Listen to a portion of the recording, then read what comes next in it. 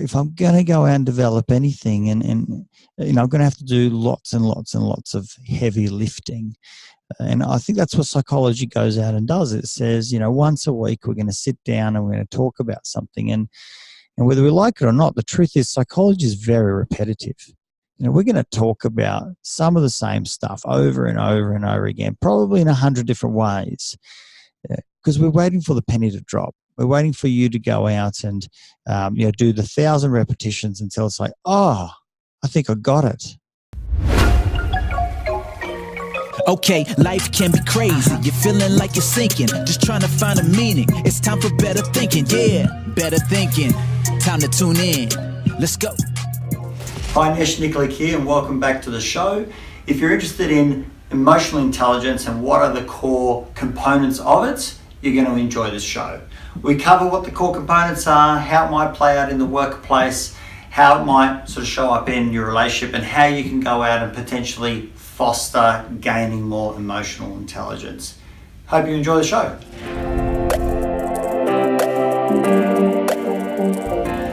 Hi Nesh, good to be speaking with you again. So today I thought we'd chat a little bit about the topic of emotional intelligence. Kind of explore that topic a little bit and talk a bit about how it might impact us in different areas of life. So how does that sound? Yeah, great. I think, emotional intelligence is something that is referenced so often these days, and I think it should be because, we're really looking at every interaction that we have.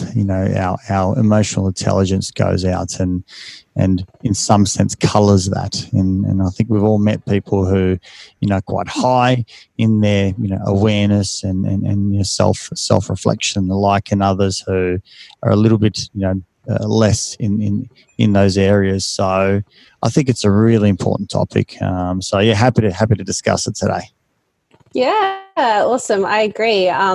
So I thought maybe we could start off by talking a little bit about what emotional intelligence actually is. What does it mean? And it's kind of this new term that's kind of come to light a little bit over the last several years. So thought I'd get your take on that. My understanding around the emotional intelligence side, if we talk about sort of IQ first, the IQ in some sense is a measure of our cognitive abilities, and IQ is not how smart you are, but rather measures the different strengths that you have, in your cognitive abilities, and potentially, where you might be a little bit weaker as well.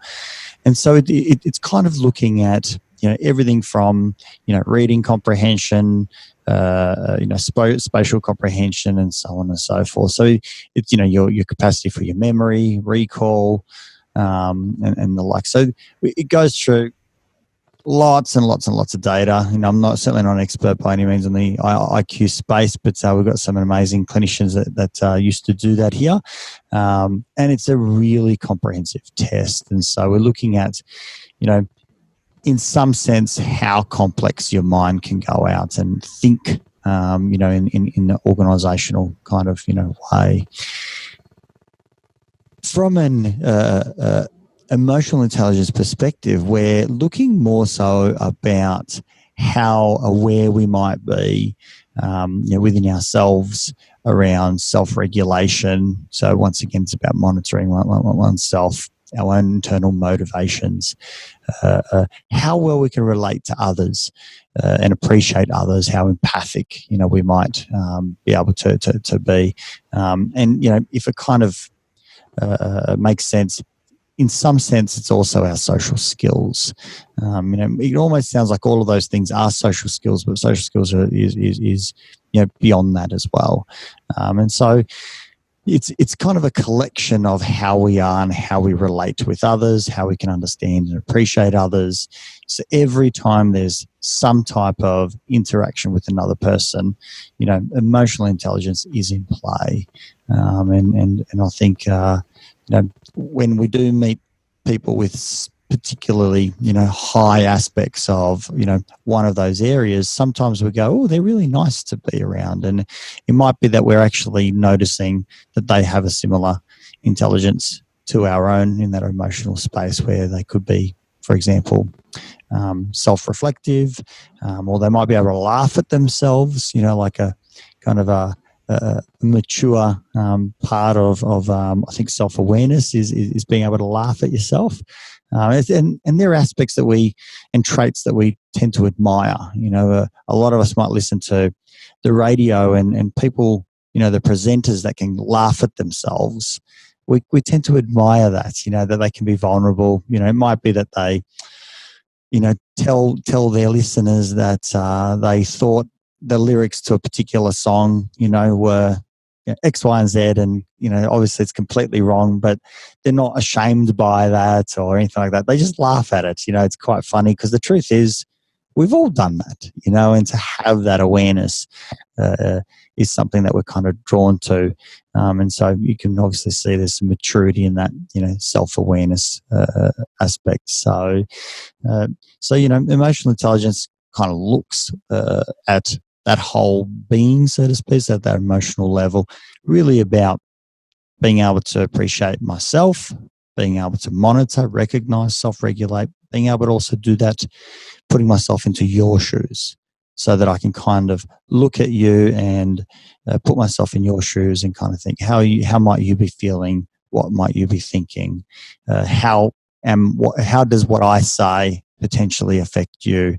And how does what you say, maybe I can regulate that not to upset me, or how I can hold that, and so on. So there's this kind of interplay going on. Maybe a little bit of what Freud spoke about in terms of, and I think it was Rogers as well, with regards to transference. That this stuff going on that's happening between us. I think emotional intelligence would probably buffer some of that as well, of being able to kind of have insight into that area. So that's a little bit of a kind of a brief, I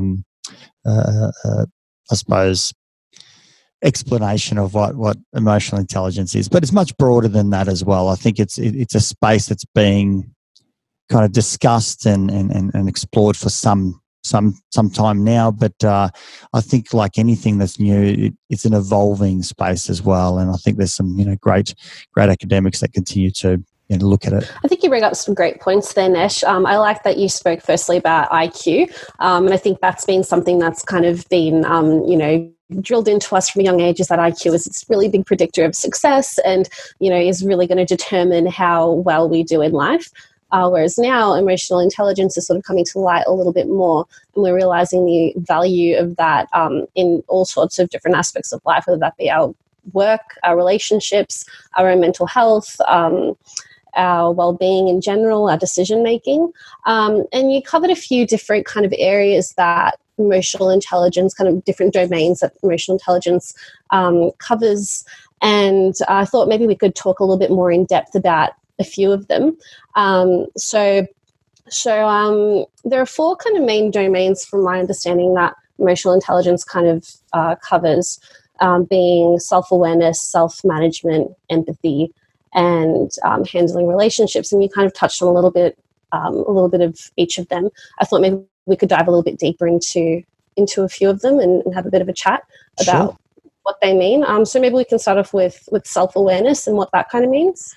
Yeah, absolutely. So self-awareness, we're trying to boil it down to your ability to recognize, one's moods, motivations, abilities. So there's kind of like a reflection of looking at oneself and understanding that. So it's kind of like a monitoring, observing, witnessing.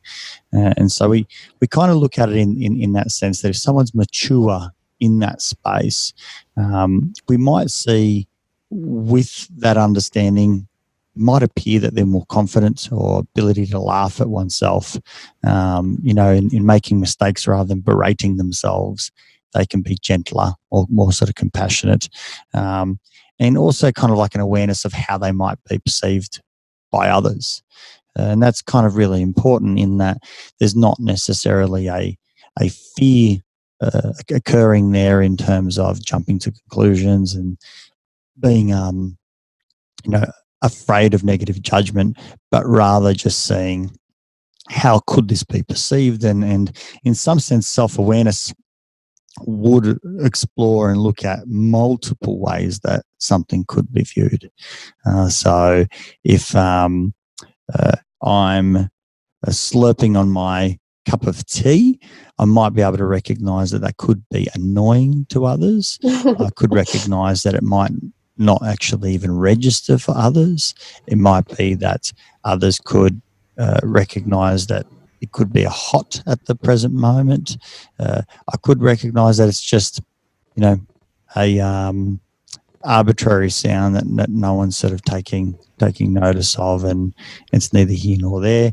Or it could actually be a place of comfort, that I'm having a cup of tea, I'm comfortable, we're having a conversation, so it's a nice, comfortable space. I mean, that's why I have lots of teas and coffees with my clients. It's a warm feeling to have while discussing, difficult things. So, self-awareness is very much being able to see that, in oneself, and that maturity about laughing at oneself, or even being confident, that I'm not going to be afraid of judgment. I can be confident, is important. So, I think it's got great utility. That's the self-awareness space. Yeah, and I like how you talked about self-awareness in terms of being aware of how your actions might be impacting others, rather than specifically just thinking about ourselves and our own emotions, because that's a really important part of it as well, is understanding, we kind of seeing things from other points of view, I guess, and understanding the way that things might be perceived by others and reacting accordingly. So thank you for that. So maybe we can jump into a little bit about self-management, which I guess is kind of, a follow-on from self-awareness. Yeah. Look, self-management, also kind of like self-regulation, is really, I think, about being able to appreciate how we control our impulses. And so, as the term self-regulation in some sense insists, the ability to think before you go out and speak, or think before you act, to be able to express yourself appropriately. And so it's somewhat being able to ground yourself, pause, kind of make a considerate assessment before responding. And so self-regulation on the emotional side in particular might be required if you're in a space where someone's being unpleasant towards you, and then your own self-regulation will probably be challenged at that point. Or another scenario might be if someone's talking and you disagree with what they're saying, rather than jumping in, you might refrain from that and allow them to continue on and have their say, and then you might come back later and tease out the differences of opinions, or provide a rebuttal, or quite commonly actually do nothing and let that one go through to the keeper. So it's quite an interesting sort of space. The maturity sort of component in that would be being able to take responsibility of your actions, being able to adopt change, rather than the impulse of, but I don't like that, that kind of being able to just adopt that, to respond appropriately, particularly with, other people's irrational sort of, statements, moods, behaviours. So it's really important.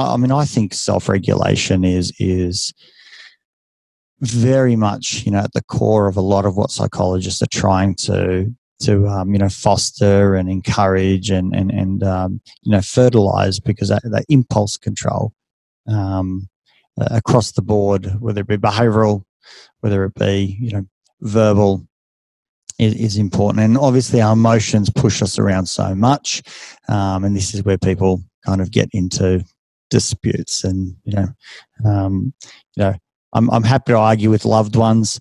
Well, that just shows that my emotional regulation isn't matured enough. There's plenty of work for me to go out and do in there, and that's part of the idea of being emotionally intelligent, is to see it, call it out, address it. Don't have to be ashamed of it. I mean, who doesn't go out and struggle, in that internal world? So, that's a little bit about self-regulation, if you will. And it's quite a tricky thing to do as well. I think a lot of us like to think that we're quite good at regulating our emotions, but when we're in the heat of an argument and someone has done something to really fire us up, it takes a lot of strength to kind of firstly be self-aware of where is this coming from, and then jump into a space of how can I actually manage myself in this situation. It's not a thing that comes naturally to a lot of us. So I think it's in a way a bit of a skill that we have to work on, and like you said, something that psychologists tend to do a lot of with clients, because emotions are tricky, and when we're in a situation where we're extremely sad, extremely happy, even extremely angry, we can make decisions that are maybe not quite in line with what our values really are. So really important skills to kind of master, I think. It's also important to have it categorized, to be able to say that is something. It takes away the idea of, well, I am who I am. That's just how I am. It's like, no, there's things that can be, done to enhance this. And I think to be able to kind of give it a term, give it a name, gives us appreciation of there's therefore a capacity to do some work on that, or, the ability to improve that. Yeah, so not just taking that kind of passive stance towards it and actually acknowledging that, yes, I do get overwhelmed easily, or I do get angry easily or sad easily, and let me try to put some strategies in place to handle that for myself and for others. Yeah, that's exactly right. So maybe we could talk a little bit about the third kind of domain of emotional intelligence, and I guess they all kind of flow on from each other a little bit, but maybe we could dive into speaking a little bit about empathy and how that relates to, having empathy also for ourselves and also for others. Empathy, in some sense, is this ability to understand other people's emotions and reactions. And what's interesting about that is, in some sense, it requires us to be somewhat self-aware. So we've got to be able to do that in ourselves to be able to then do that well in others. And then, I suppose, in that space of being empathic, to kind of take an interest in the other person's worries or concerns, that we kind of, try and learn about that, rather than maybe making assumptions that, we're trying to hold on to what they're going through. Might be able to anticipate someone's, emotional responses to, a difficult situation or whatever it might be. So we could have empathy in advance, that we can kind of recognize this could lead to, hurt, upset, concern, because we've got a sensitivity around people can respond in all different ways, not just the way that I respond. Hence why that importance of self-awareness, it's not, everyone will respond in the way that I respond, or this idea that, that doesn't upset me, so why would it upset them? Well, empathy goes beyond that and kind of says that, I can appreciate that it could be upsetting for them too, and I can therefore be empathic. It also looks at an understanding of societal norms, why people act the way that they act. So as much as, for example, I might disagree with a whole bunch of societal norms, it's still very important to be able to uphold an empathic space for those that I don't understand or don't agree with. And so, I think the world definitely needs lots of empathy, because when we lack empathy, I think we go into categorize people, as being different or wrong. And so it creates conflict rather than understanding. I wouldn't say that a lot of people would say I'm not empathic, but I think if we look at like a scale, we can continue to improve on our empathy. One of the things that is something I talk about all the time when it comes to trying to understand another person and empathy. And this comes from work that I did with my supervisor at the time, who was Bruce Stevens, Professor Bruce Stevens at the moment. I was working with a gentleman who was being charged with child sexual abuse. And it was something that obviously was still in the courts. This person wasn't found guilty or anything like that. They were going through the process, and it was quite difficult, right? You know, the mind immediately jumps up and says, I can't work with a pedophile, and da-da-da. And it just immediately kind of has this pushback. And empathy goes out and says, wait a second, rather than categorizing this person who, you know, first of all, they haven't even been found to be guilty. This is an allegation. You know, we've got to kind of out and, you know, ground ourselves. To be empathic, to see that they're a human being was what it really took. And I remember working with my supervisor around trying to appreciate what might they be feeling. And that in actual fact became a big part of my work with the clients is having a curiosity about their life, what they're feeling, what they're going through. And it's awful for any human being to be accused of something so horrific, because whether that person is then found, you know, guilty or innocent, they, you know, have been labelled, and, you know, immediately there's a loss of family, there's a loss of friends, there's disconnection with society, of the world. You know, there's loneliness, there's fear, there's, you know, people attacking and, you know, yelling abuse and all sorts of awful things, and to just understand what must life be like.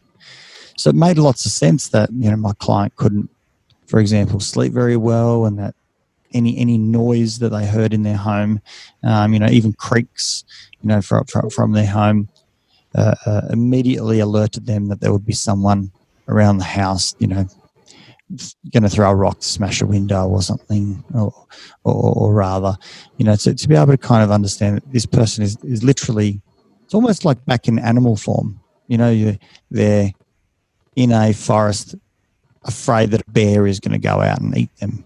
You know, and that's the state that they're in, and to kind of be able to appreciate that is, I think, quite helpful. Now, you know, I think empathy, the social norms, why people act the way they do as well, is also helpful, particularly in a country like Australia, you know, being so multicultural, and I believe we're the most successful multicultural, you know, country in the world. Whether it's true or not, I'm not sure, but I think we do an exceptional job. It doesn't mean that we don't have pockets of you know, all sorts of isms like, you know, racism and so on, but I think we do it pretty damn well. You know, myself, you know, I come from a different culture, and, you know, I'm just as Aussie, just as Australian as every other, you know, man or woman out there. I've still got the, you know, the accent, and it's very thick when you go overseas. You know, it's like, oh yeah, I've got the Ocker accent. Once you're away, you know, we kind of have this beautiful empathy to a whole lot of, you know, other heritages, cultures, and the like. So empathy is, I think, huge in how we relate with the world. And I like that you brought up having empathy for people in the criminal justice system as well, because it's very easy in those circumstances to kind of flip into that, you know, anger and that, you know, just really emotional reaction to the crimes that, you know, have been kind of that may have committed. But it's really useful to take that step back and have a think about the experience of this person, their upbringing, what they might have gone through, what they might be dealing with, the traumas that they might have faced, the traumas that they're currently facing. And I do a lot of work with young people, and empathy's a skill that you kind of have to have a lot of when you work with anyone, with any humans really, but especially with young people, because a lot of the time your rational brain might go, you know, why would they do this, or, you know, why are they reacting this way? But by tapping into that empathic kind of concern and that empathic understanding of their experience, it can really help to build rapport, give them that sense of understanding, and actually is where a lot of that real therapeutic work can be done.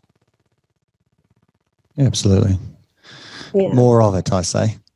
Yeah, definitely. And also, I guess, in our relationships as well, if our partner or our sibling or parent has come home extremely angry and is telling us off and kind of being really nasty, instead of jumping into that response of anger and defensiveness, having a step back and thinking, what's kind of happened for them today to make them react this way? Then they don't usually like this, and tapping into that feeling of what is their experience at this moment, it can really make a world of difference. It's also to be able to recognise that it's actually not about me.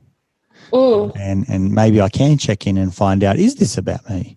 And I think most of the time it's not, and that's the point of self-regulation, that I can go out and regulate that, and then potentially then be able to hold an empathic space, and so that's what's so interesting about emotional intelligence. The fact that it has one word, I think, is quite indicative of how it works. It's not different banners. It's one banner that all kind of works together, that kind of forms how we are, with that introspection, that grounding, whether we've got regulation or not, being able to appreciate others, that empathic space, understanding myself well, and probably lastly, that is the social skills space.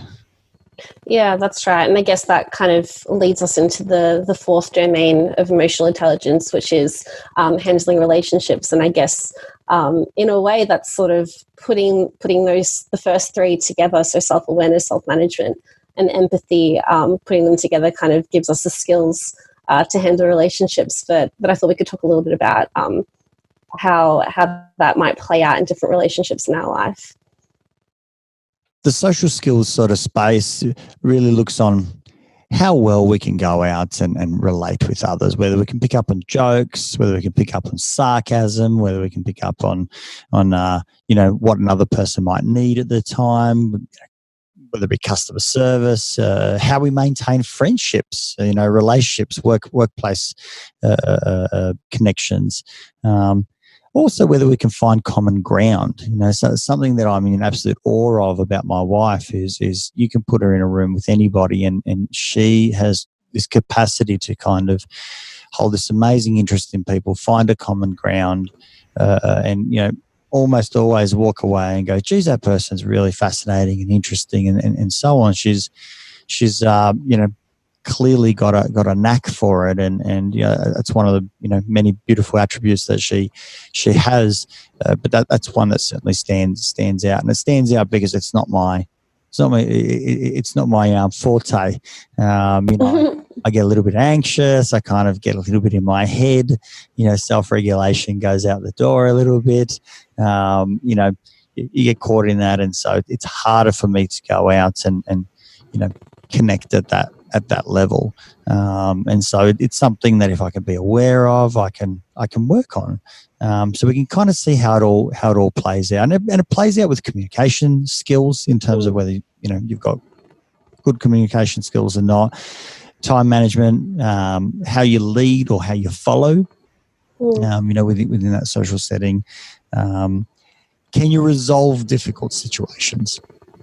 Can you go out and mediate between those things? And whether it's about negotiation, persuasion, it's this kind of fluid space of relating with others and being kind of conscious and aware of, when do I step forward? When do I step back? When do I remain stationary?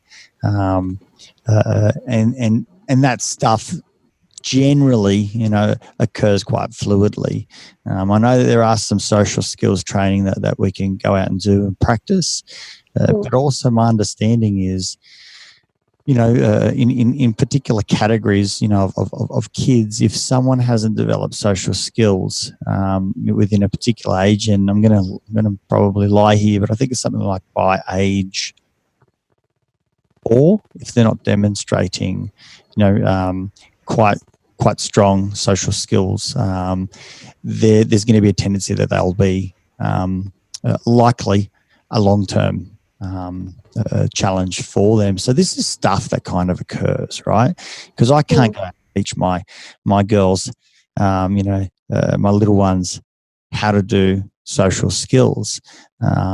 This is kind of something that just occurs. Sure, I might model and all those sorts of stuff, but it almost feels like there's a decent amount of biology that plays into that space. And then obviously there's plenty of, nurture stuff that goes on. But we can all see it as to how, relating with others, how important that is. And those that work hard at it tend to have, self-regulation, self-awareness, empathy. And it's something that you do work on. It's not something that's just there. And you're fortunate. Although obviously a lot of it does come also as part and parcel of your package, so to say. So the foundations, I suppose, are kind of, set in place from a young age, but there's definitely a lot of room as we grow older for improvement within our social relationships. And I think that, like we were talking about, that self-awareness, self-management and empathy, it really does just flow into these, they're all relationships that we have and can really foster healthy relationships if we get those skills down pat. And relationships can be quite tricky, whether they're friendships or romantic relationships or even just workplace relationships. They can be quite tricky, and a lot of the times difficult conversations might have to come up if they do something that might upset you, you do something that might upset them. And having those skills can really make for a much easier, worthwhile conversation when they are warranted, I think. And, if someone is to kind of tell us that if something we've done has upset them, for us to be able to be self-aware enough to kind of reflect on what have we done, to kind of manage ourselves in terms of not jumping into this defensive space, and also to empathize that this is that person's experience, whether I feel like it's justified or not. This is what they're experiencing, and I have to have empathy for the fact that this is the way that I've made them feel through my behaviors, my actions, my words, whatever it may be. And it's not an easy thing to do because it really hurts our ego sometimes. Having to take that step back and tell and say that we've actually done something wrong or to upset somebody else. But it can really be an incredibly valuable skill to have in healthy relationships, I think. And in some sense, it talks to this idea of giving allowances, that it's important that we give allowances to others, by appreciating where they might be coming from or giving them an opportunity to explain themselves rather than jumping to conclusions. An allowance of it could be a hard time, or they haven't meant something, that use of or requirement of self-regulation. So there's a lot of allowance that we need to go out and give. And then on the other side, an allowance to oneself, that I don't have to get right every single time, and that I can also put my hand up and say, I got it wrong. It's my mistake. This is on me. I was foolish, and giving ourselves an allowance to say that's okay too. Not to be, in some sense, kind of throwing that in the bin and not caring about it, but saying, no, I do care about it, but I'm not going to be afraid of it, and I'll own it. And through owning it, I can develop, greater self-awareness, self-regulation, and kind of this might show up in the way that I conduct myself in negotiating what the next part of that relationship is, whether it needs to be a repair, whether it needs an apology, whether I need to go out and eat humble pie, whatever the scenario takes, or give an allowance to someone else, that I can go out and do that to preserve the friendship, the relationship, the family ties or whatever it might be. And we see people do some incredible things. When emotional intelligence is low, or there's that moment, where someone gets kind of entangled, lost, destabilized, by overwhelming feelings. People burn bridges. They say awful things. They can be abusive.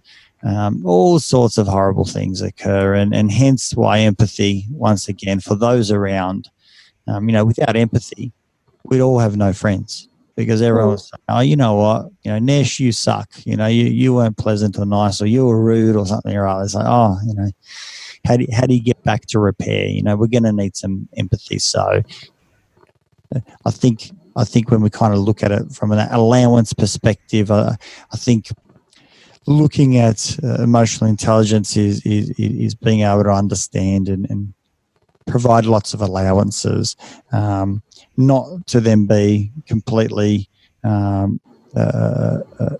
non-caring about how people act, because we still need to set boundaries. That's part of the picture as well, and boundaries for ourselves.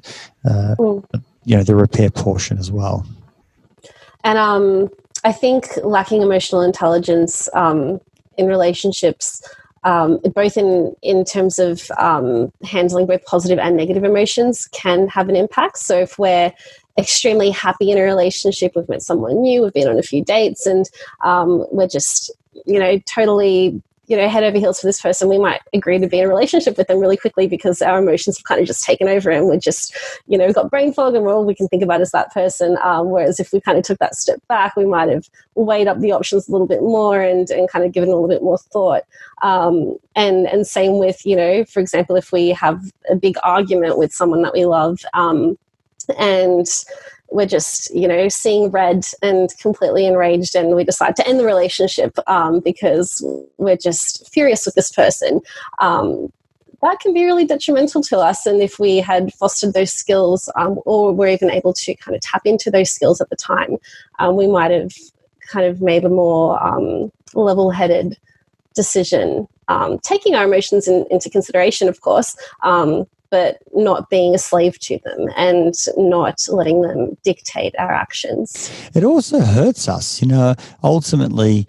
The less empathic, the less aware or self-aware we are, when we're not practicing taking an interest in other people, we start to find that our own lives are not experienced as pleasant as we'd like them to be. And so this is something that, I think fostering improvement or working on it, being deliberate about it, is so important, to reflect on one's actions, is integral in all the work that we do, whether it's with a psychologist or purely in ourselves, how we go out and conduct our marriages, our relationships, our friendships, work with our managers, bosses, colleagues.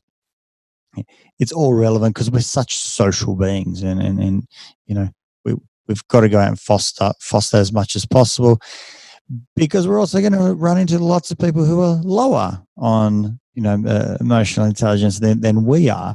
And that doesn't mean that there's a better and a worse. We're just talking about packages. We've all got a different package, no different to one person's much, much, much more physically coordinated. And another person, struggles with physical coordination. No different to someone's got this incredible acuity to music and design and creativity, and another person needs to go out and hone that and try and foster that a bit more. It's just different packages. So I just want to make sure that we don't go out and say that EQ is high is better, and the other one's therefore worse. It's just a rating. No different to IQ. I'll tell you what, there is data that suggests that higher IQ does help in lots of areas. Well, so does looks, and so does EQ, but that's not reality that we all have every single part of it. No different to, guess what, medical health helps too. We don't just get medical health. I don't just have health because I choose it. Sometimes, unfortunately, illness chooses me. So it's the same sort of space. As much as we might want to improve our health or improve our IQ or EQ, kind of means practice. But I think there's only a certain level that we can kind of shift it to in any of those categories. A quick kind of fix, either it's something that takes a lot of effort over a lot of time, and it's something that doesn't come naturally to many of us. And I think that's sort of what you were saying about, if it doesn't come naturally to us, we might be a little bit more limited with, if we're looking at it on a scale of, high to low, we might be able to move up on that scale, but we might not get to that extreme end like someone else might be able to. So I think that's important for people to keep in mind as well. So we spoke a little bit about relationships. I thought maybe we could talk a bit about how emotional intelligence might impact us in the workplace as well. There was kind of that distinction between IQ and EQ, and that'd be an interesting conversation to have around, how that might play into the workplace environment. Yeah, absolutely. I mean, I think in the workplace we're asked to collaborate, to work with others all the time. And, we're sharing the same space. And, like most workplaces, they are somewhat built on improvement. So there's always this ongoing space of change. And whenever there's a space of change, there tends to be, a little bit of pushback, a little bit of trepidation, anxiety. So our regulation requirement, might need to go up to go through that smoothly. But because when we work in teams, not everyone's going to be regulating, or not everyone's going to have the, I like to use the word sometimes, diplomacy, to talk about something in a particular way, so that the change is kind of encouraged or fostered, or we take a positive spin on it versus maybe getting caught up in it. And so I think workplaces are really a kind of like a playing field in which we can see all different personalities come out. And I think some of the people that we admire most are those who potentially are in a management role and they're supporting others with their own EQ. And so, managers are often fielding this where someone might be upset and they go to their manager and they talk it through. The manager, in some sense, helps that person to package their feelings again. So they help them with understanding, emotional regulation. They help them with packaging, self-awareness about how they're feeling, how others might be feeling. They talk about potentially how they might conduct themselves from a social skills, and relationships level, and how to be, more empathic to the process and to the bigger picture of the organization, or why something's been done, or how it might be difficult for others, and so on. And so I think, the management role is one that we tend to potentially, hope to see more EQ in that might be promoted more, because it tends to show some capacity to therefore play that role when you're managing lots of people. Because when you're managing people, you're managing feelings. You're not just out there I'm doing a project. Project managers are certainly not project managers. They're also feeling managers, and timeline experts, and great negotiators and conduits to conversation and mediators and the whole lot. We go, they're a project manager, but the EQ, good project managers, or ones that excel, are very much people persons, and if they're not, then people don't tend to like those project managers. They might be effective and get a whole lot of things done, but they could be highly dispassionate and not care about how people think, feel, and so on. They get the job done, and maybe in some cases they get paid the big bucks, but they're awful. And human beings, I think we like to be liked. I think it's part of our nature to want to be liked, to like others. It's part of our survival that if we live in our herds, then we're much safer and we feel more comforted and secure. And so if we're not showing high EQ, it makes us more vulnerable, because others will probably attack us. So there's this kind of courtesy stuff that goes on, and we actually see some of this stuff going on where I was speaking with Joe. I'm going to make a mess of this now. Joe Cherokee, who I think is still, I'm going to stuff this one up as well, but he used to be at Wollongong University, who's also another big player in the ACT world. But he spoke about some research around sort of antisocial behaviour and whether it pays off. And the outcomes was that it does not actually go out and pay off. It does in the very, very, very short term where someone might get what they want, but in that longer space, their popularity goes down and they start to kind of get pushed back and excluded and so on. So the pro-social space, which often has high EQ, tends to prevail. So I think it's kind of genetically part of what we kind of aspire to do, and we've all just got different kind of levels of that. And so teamwork is all about EQ. That I can put some of my stuff, my self-regulation, the things that I want to occur aside, and we might achieve what you want, and it makes you feel better. But maybe my turn will come around as well later. And it's not really about saying, oh, I've got to go out and have, lose out, because, empathy doesn't look at it in that way. It kind of says, it's not going in my preferred direction, but it's still going in a direction that's preferred for someone. And mine won't always be met.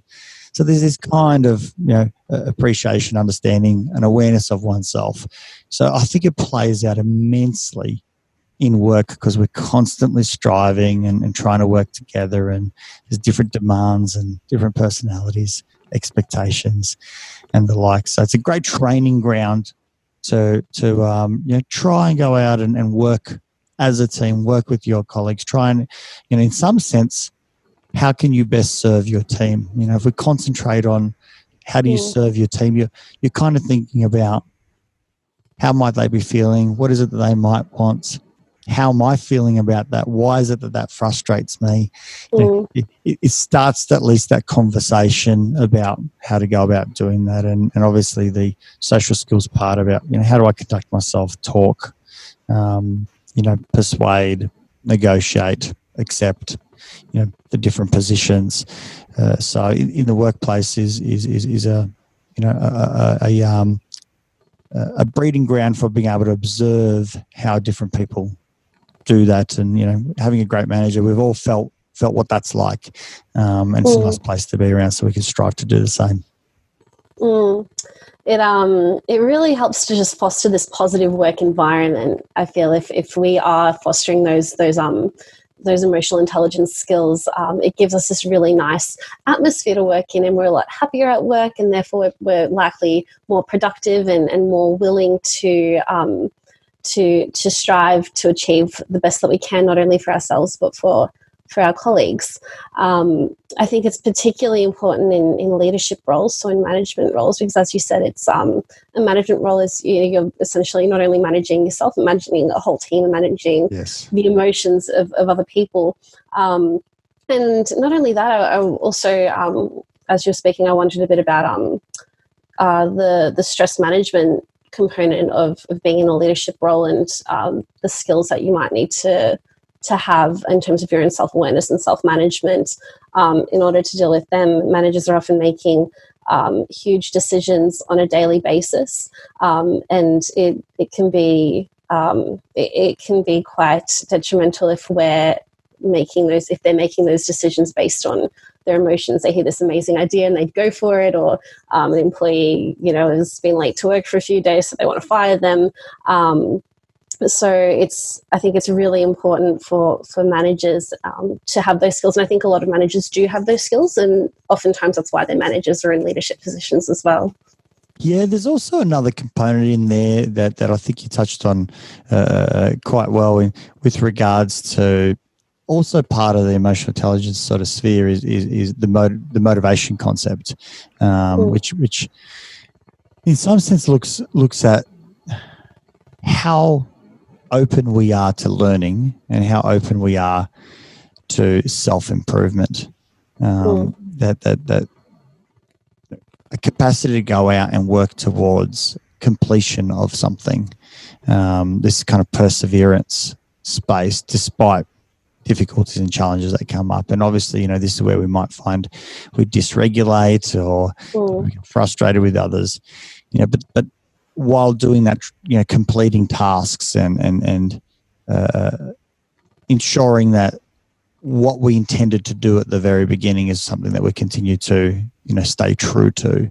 And so I think part of the stress management is keeping that in mind, that we don't get caught up in just the social aspect of managing, and noticing and being aware of the intricacies of feelings and thoughts and emotions and how people are perceiving things, but the motivation to press on and meet those obstacles, because when we think about it, the emotional intelligence still has to therefore be demonstrated, and part of that is demonstrated through empathy, and part of that is also demonstrated through the way that I speak with someone.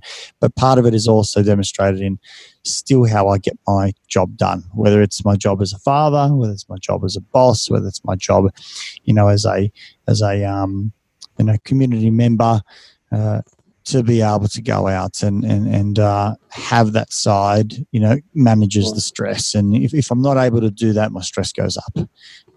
So it's kind of being able to balance all of those, and hence why emotional intelligence is complex, no different to IQ.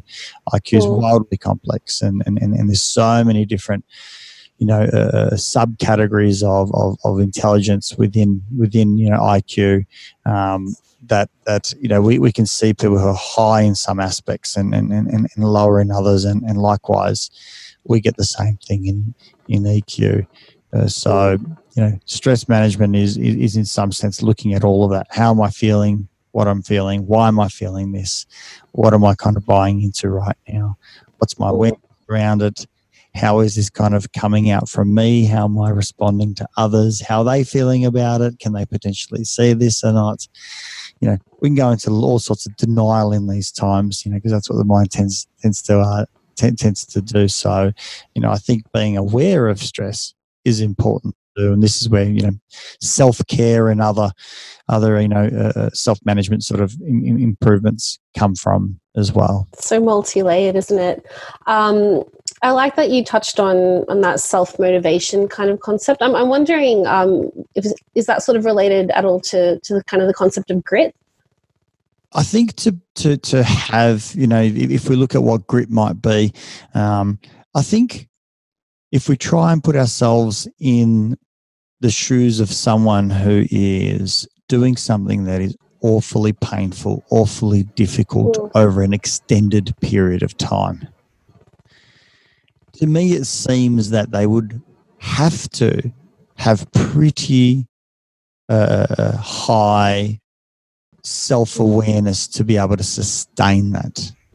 And when I say sustain that, I'm talking about sustaining it in a way that they can still go out and be, compassionate, empathic, kind, responsible, with others around them, rather than someone who's just completely swept, overwhelmed with swept, into madness and chaos.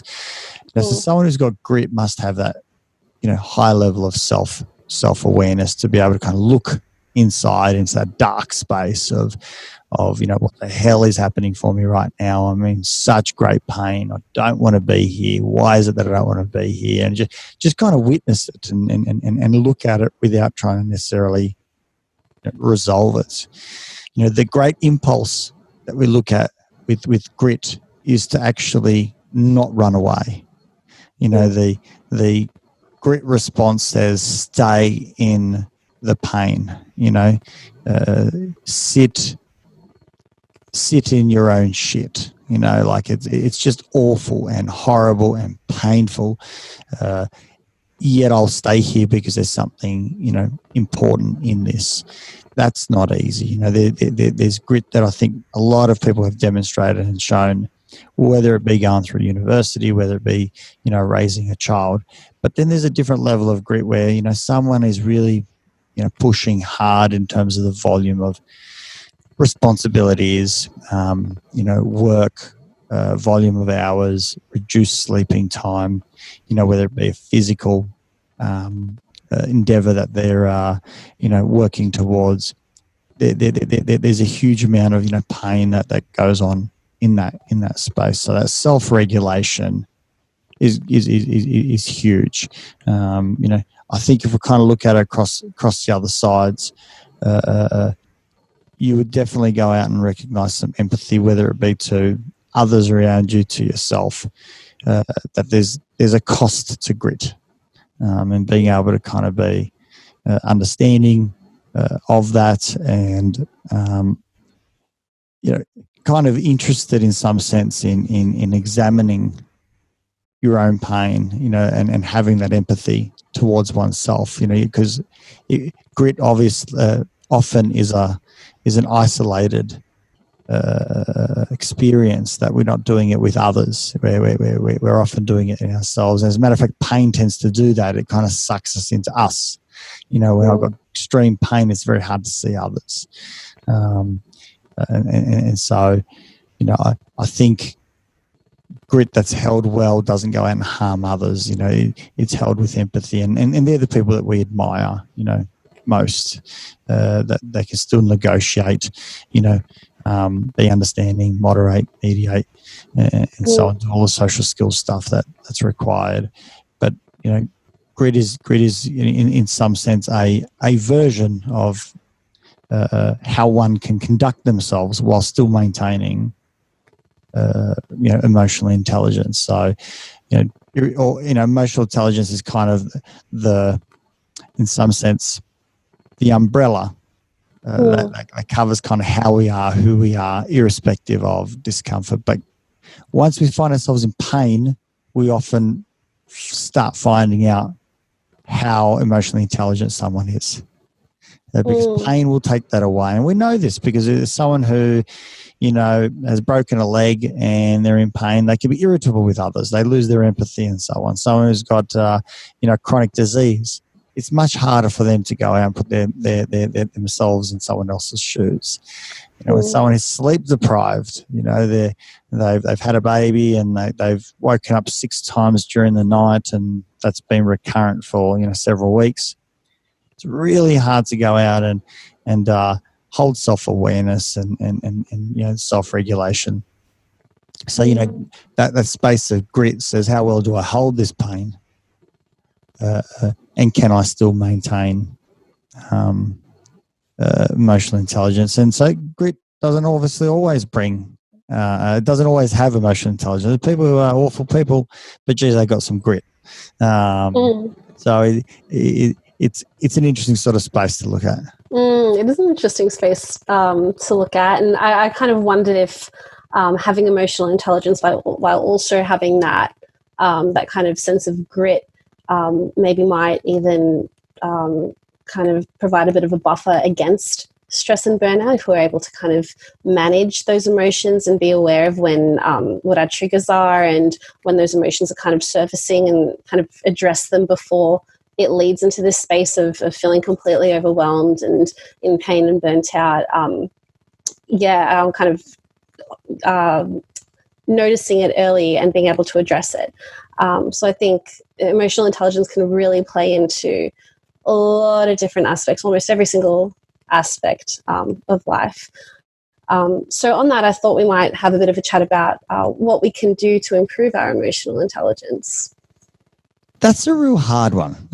There's so much, so many ideas that we can throw at this, and to me, the common denominator is not the things that we go out and do, but rather the frequency and the energy that we put behind it. So, to me, a lot of it is no different to working out. If you want to have big, biceps or big strong legs, or strong, quads or something. Apparently, they're somewhere on your body.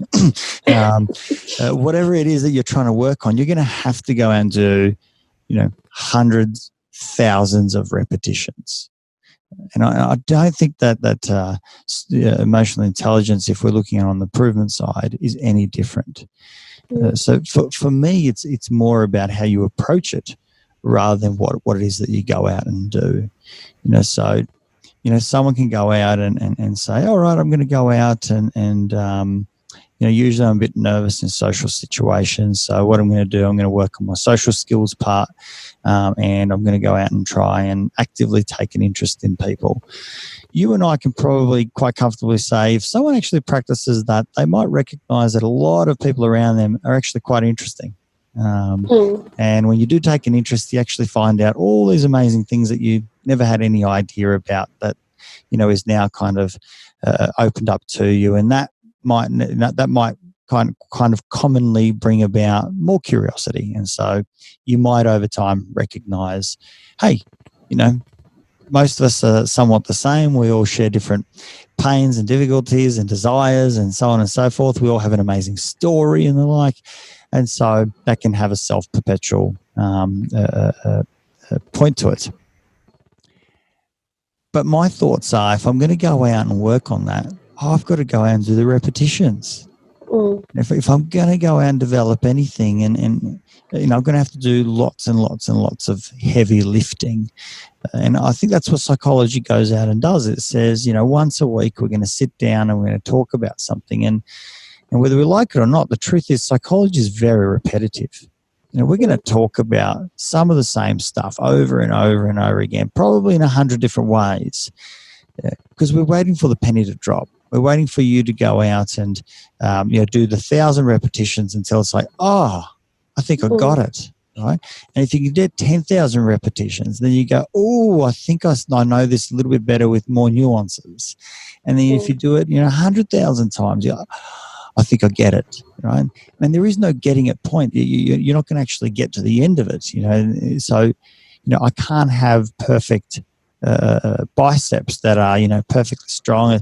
It's an ongoing work. The moment I stop, I start going out and somewhat losing it. So if we're going to do any sort of improvement on EQ, I think we need to go out and practice. So that probably means talking to others, trying to take other people's perspectives into consideration, being introspective. Maybe go see a counsellor or a psychologist or talk to parents. How was I as a young person? Think about my own feelings and thoughts and how they push me around. Read books, read tons of books. There's so many awesome experts out there. Go out and read. Have conversations about those. Practice in the workplace. Try and help someone rather than, poo-pooing their work because you're frustrated. Do some, self-regulation work. Deny yourself of something. Stretch yourself. Push hard. Do something that you really dislike. All, the whole time kind of considering, how am I feeling? How's this for others? What's my experience? Why am I feeling this way? What are my thoughts at the moment? Can I conduct myself differently? How am I regulating? Why aren't I regulating, in this context versus I do it in the other context? There's a curiosity. And so if we remain curious and we practice, I'm absolutely 100% positive and confident that people can improve how they, relate with others and how they might, be skilled in a social level, how they can appreciate other people's perspectives. But it's going to come through lots and lots of practice. And life will do that for you anyway. Having said that, I don't want to wait. I don't want to wait until I'm, 85 to get it. I'll get what I need to get when I'm 85, but I want to get stuff a little bit earlier. And so if you want to get it early, you're going to have to work on it. And no different to if you want a strong body that allows you to, live life more functionally so that when you run upstairs, you're not feeling puffed, or if you're running around with kids, you're not exhausted and tired, you're going to have to go for some runs or do some work. So my thoughts are, lots of practice, lots of hard work. You're going to have to do thousands of repetitions, but don't be deterred. It's actually exciting and interesting along the way, because whenever we're pushing ourselves, getting out of our comfort zones, I think we're working on EQ at the same time. So long as I'm, my intent is around that I'm still being curious and exploring, how I feel, how others might be feeling, and so on. It's a slow process, and I think it's important, as you said, not to be deterred even by setbacks, and setbacks can actually give us more insight into our own self-awareness and our own emotional intelligence. If we're doing so well and then there's a trigger and we snap and we get angry, or we snap and we have this meltdown, that's not necessarily a bad thing. It can actually allow us to reflect on why this experience, brought up these emotions, and we can actually understand it better and I guess learn new skills that might help us deal with situations like that better in the future. So it's a slow process, as you said. It takes lots of practice, like learning any new skill, but it's an enjoyable practice, and it's not like a all or nothing approach either. We get better as we practice, and we might not ever reach our fullest potential of emotional intelligence, but we improve over time, just as with any skill. Absolutely, and that's where our norms come in. Is that we would like with IQ, we norm different ages and different times in our lifespan with different scores, and hence we've got to do lots of norms. I imagine that norms would be the same in EQ if there was a measure. I'm not sure if there is. I'm probably sure that there would be. Our scores would have to be normed, because if you meet a 15-year-old Nesh Nikolic, I'll tell you what. He's conducting himself very different than he is today. No different to if you meet a 25 or a 35-year-old Nesh Nikolic. We're going to be experiencing different things and conducting ourselves differently, and understanding, appreciating, and our empathy response and so on. So I think we do naturally gravitate to having greater maturity and awareness, because, as I said, it's repetition, and as you say, it takes a long time. Well, time gives us the capacity to do repetition, whether we're trying or not. We're just saying, hey, if you go out and try, you're just adding to the natural ones you'd be getting anyway. So, the more we can kind of do, the faster we can at least examine and explore. Uni does a great job of this, because, we're in tutorials all the time discussing different points of view. And, we kind of get to recognize how often we are wrong. That, you walk into uni thinking you know it all, and in tutorials you realize that, your viewpoint has changed because someone else has said something that seems, brighter, and you adopt their viewpoint. And then someone else says something else, so you adopt their viewpoint, and then someone else says something, you realize, wow, we've got to have a capacity to maybe move our position, not hold things so tightly. And then, potentially we might do it with others, and seeing how they might feel versus they must feel what I feel. So, yeah, it's all interwoven, but yeah, it takes a lot of time, and will naturally happen. So, it's not about judging ourselves, saying, I'm right or wrong, or I've got to do it better. But if you're that way inclined, no different to if you're that way inclined, you want to do some physical activity, I encourage it. Get out there and get amongst it. And I also wonder if teaching kids as well at a young age, we spoke a little bit about social skills in young children. I wonder a bit about kind of having some sort of school setting where we're able to kind of teach kids some tools that they might be able to use to improve their emotional intelligence, might be beneficial to them in the long run as well.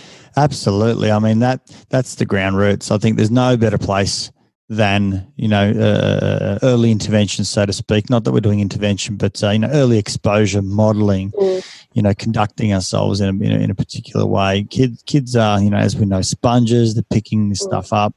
Hence why parents are always thinking about what school do I want to put my kids in? Where do I think they're going to go out and get these values and morals and ethics and different perspectives and viewpoints? If these things are kind of discussed in the classroom, there's more repetitions.